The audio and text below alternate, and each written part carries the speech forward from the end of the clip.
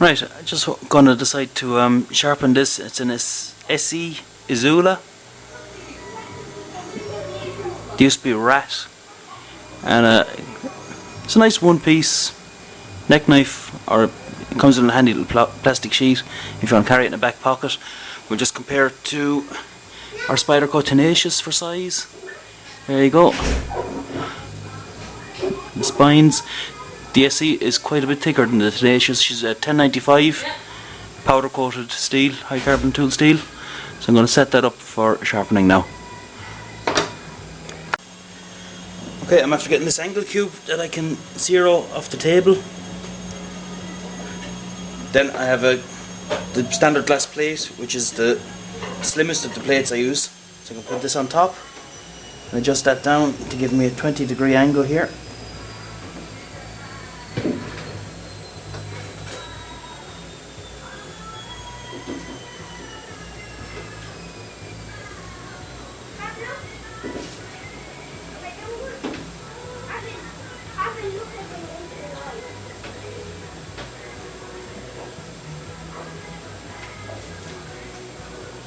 Okay. And the other new thing I have is a drill stop collar that I can put on top of the plate and use that to set my mast height. And then I can adjust every other stone using that stop collar as a reference point.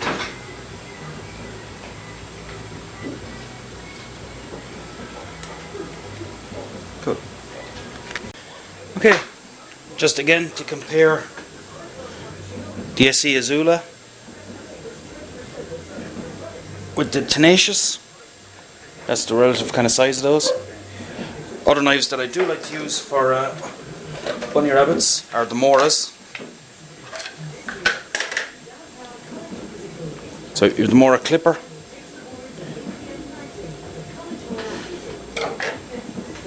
And the Hunter. These are Grand Scandi grind knives, so they give you a good flat here to put on the table when you're sharpening. Where this one is a full flat grind, so I'm going to use this flat at the end of the knife to level off. So that means it'll be parallel to the table.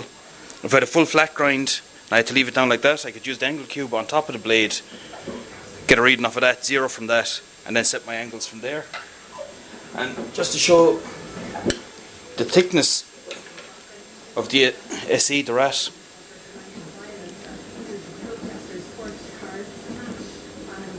Even compared to a fixed blade knife, it's quite a chunky knife. It's actually, this is a Busey Bushwhacker Mistress, and it's damn near as thick as that. So very sturdy little knife. Okay, again, this is just to show the procedure for changing from one of these Easy Lap diamond stones. It just fits in the gap there between the stop collar and the table. And I'm going to go to this. It's a DMT stone, which is slightly deeper. So we loosen this off, raise the mast, bring the stop collar back down onto the table and lock it down. And now I still have 20 degrees at the edge where I'm sharpening. Okay, after finishing each change of stones, I have this rock hard felt block. I'm going to cut in just the corner of it to remove any burrs from the edge of the knife. And now we're going to go to these. It's a Chocera stone. This one's a 3000 grit. These are made by Nanawa. They're a Japanese waterstone. Okay, there's a 3000. These have been soaking since I started sharpening. Okay, there's a 5000. That's a kind of a grey colour. Back into the water. And we have a 10,000 grit, which is a blue stone. And these leave a very, very fine finish. I was using polishing tapes that are designed for use with the fibre optic industry for finishing, but I'm going to try these natural, or these artificial Chinese waterstones, Japanese waterstones, and see how that goes. Okay, we're done with the ESEE Izula. I'm not sure if I can catch the edge there, if you can see how polished that is. It's been sharpened up to 10,000 grit and then stropped and polished. So it's going pretty well. We'll just check how she cuts. Got a sheet of printer paper here. Okay.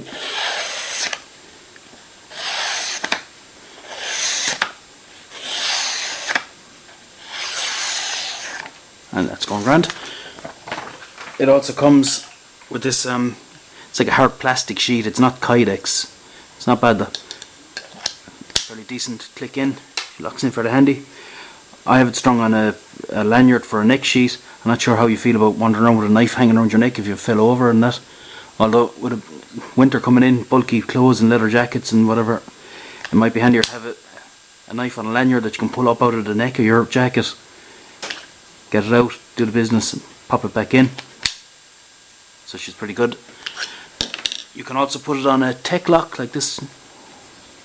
Clip it onto your belt or clip it onto a backpack or onto your sling, I suppose, if you wanted to. I just want to show a size comparison then with some of my other kind of rabbit knives.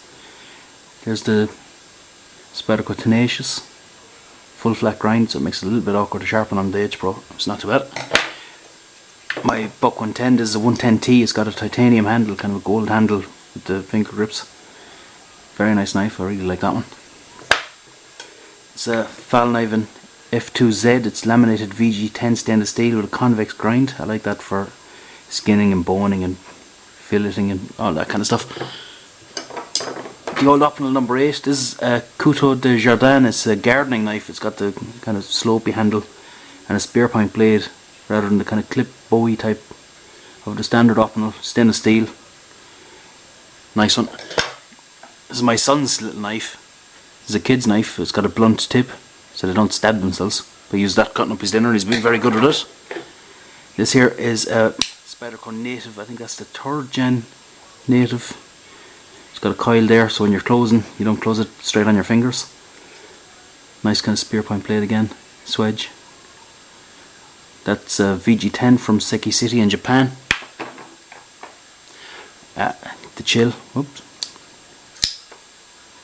It's a nice little knife. RJ Martin design. Very nice design. He's a good custom maker in his own right.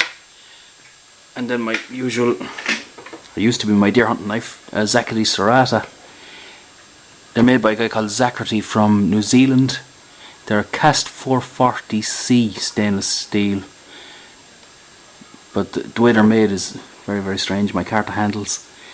They're actually cast in, molten steel is cast into a ceramic mould.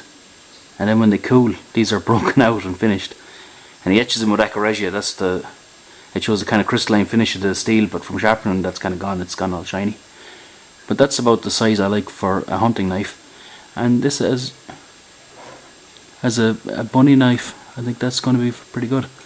It's got no nooks and crannies for stuff to get glued up in. Be easy to wash out, clean, steam, stick in the dishwasher. Although you should never put your knives in the dishwasher, but there you go. And hopefully that's going to be a good one now. Cheers. Thanks for watching.